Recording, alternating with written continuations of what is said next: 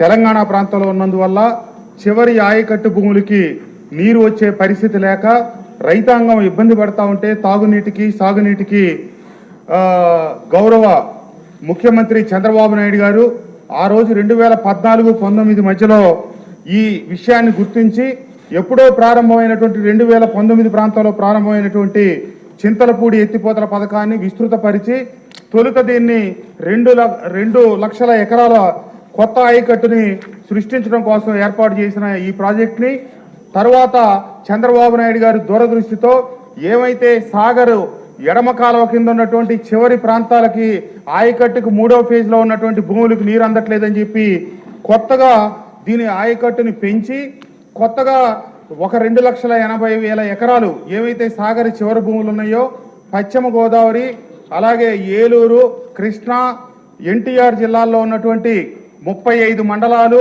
10 నియోజకవర్గాలు అలాగే 4 పార్లమెంటరీ నియోజకవర్గాల్లో ఉన్నటువంటి భూముల్ని స్థిరీకరించడానికి 4,80,000 ఎకరాలకి విస్తీర్ణాన్ని పెంచుతూ 4,909 కోట్లతో 2017లో అప్పటి ముఖ్యమంత్రి చంద్రబాబు నాయుడు గారి చేతుల మీదుగా మైలవరం నియోజకవర్గంలో శంకుస్థాపన చేసుకొని పనులు ప్రారంభించి అతి వేగంగా జరుగుతున్నటువంటి పనుల్ని దురదృష్టవశాత్తు 2019లో అధికారంలోకి వచ్చినటువంటి జగన్మోహన్ రెడ్డి గారి ప్రభుత్వం ఏమైతే రివర్స్ పాలన అన్నిటినీ పక్కన పెట్టినట్టుగానే ఈ ప్రాజెక్టు కూడా ఆగిపోయింది అధ్యక్ష. మొదట 1,700 కోట్లతో ఈ పనులు ప్రారంభమైతే చంద్రబాబు నాయుడు గారు ఈ ప్రాజెక్టుని 4,80,000 ఎకరాలకి ఆయకట్టుకు తీసుకెళ్లేటట్టు 4,900 కోట్లతో దీన్ని ప్రణాళికలు రూపొందించి 4,200 కోట్ల రూపాయలు ఖర్చు చేసి దీంట్లో 4,013 ఎకరాల భూములు సేకరించవలసి ఉంటే దాదాపుగా 3,325 ఎకరాల భూములు సేకరించి వాటికి రైతులకి చెల్లింపులు చేయటం పూర్తయింది అధ్యక్ష.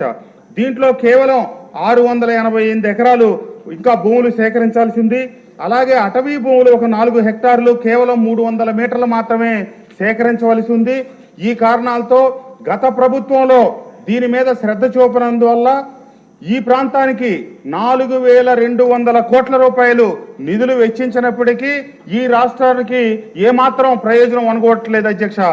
ఏవైతే మళ్ళా అక్కడ కొత్త ఒక జలాశయం నిర్మించాలని ఇట్లాంటివన్నీ మళ్ళా దీన్ని ఇప్పుడు కొత్త ప్రతిపాదనలు దాదాపుగా 9,500 కోట్లు 9,600 కోట్లతో కొత్త ప్రతిపాదనలు తయారు చేయడం జరిగింది.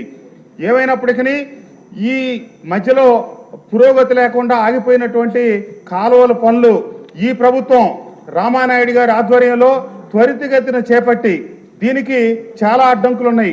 కొద్ది ప్రాంతాల్లో కేవలం రాజకీయ పార్టీలు రాజకీయ కారణాలు సాకులుగా చూపించి భూసేకరణకు అడ్డు తగులుతా ఉన్నారు. దీంట్లో ప్రభుత్వం కూడా అటవీ భూములు సేకరించవలసింది ఒక 4 హెక్టార్లు మాత్రమే ఉంది. దీనివల్ల ఒక 300 మీటర్లు పైప్ లైన్లు పూర్తి కానందువల్ల ఒక దశ ఎత్తిపోతలాగిపోయింది. అంతేకాకుండా తాడిపూడి దగ్గర ఏర్పాటు చేసినటువంటి మొదటి దశ రెండో దశల దగ్గర మోటార్లన్నీ పెట్టడం వాటిని విద్యుత్ స్టేషన్లు పెద్ద స్టేషన్లో ఏర్పాటు చేయటం ఇప్పటికి దాదాపుగా 4-5 సంవత్సరాలు పైబడి 6 సంవత్సరాలు అవుతా ఉంది. ఇన్ని మోటార్లు పెట్టి 18 మోటార్లు పెట్టి భారతదేశంలో అత్యంత కెపాసిటీతో ఏర్పాటు చేసిన మోటార్లు సబ్స్టేషన్లు అన్నీ కూడా నిరుపయోగంగా పడి ఉన్నాయి. 2,000 కోట్ల రూపాయలు కనుక ప్రభుత్వం ఖర్చు చేయగలిగితే వచ్చే 1.5-2 సంవత్సరాల ప్రాంతంలో ఈ ఏమైతే 35 మండలాలు 10 నియోజకవర్గాలు 4 పార్లమెంటరీ నియోజకవర్గాల్లో రైతాంగానికి తక్షణం మైలవరం నియోజకవర్గానికి తిరువూరు నూజివీడు ప్రాంతాలకి అలాగే గన్నవరం పశ్చిమ గోదావరి జిల్లాలో కొన్ని ప్రాంతాలకి 2,80,000 ఎకరాలకి మొదటి దశ కింద తక్షణం నీరు ఇవ్వడానికి వీలు పెడతా ఉంది.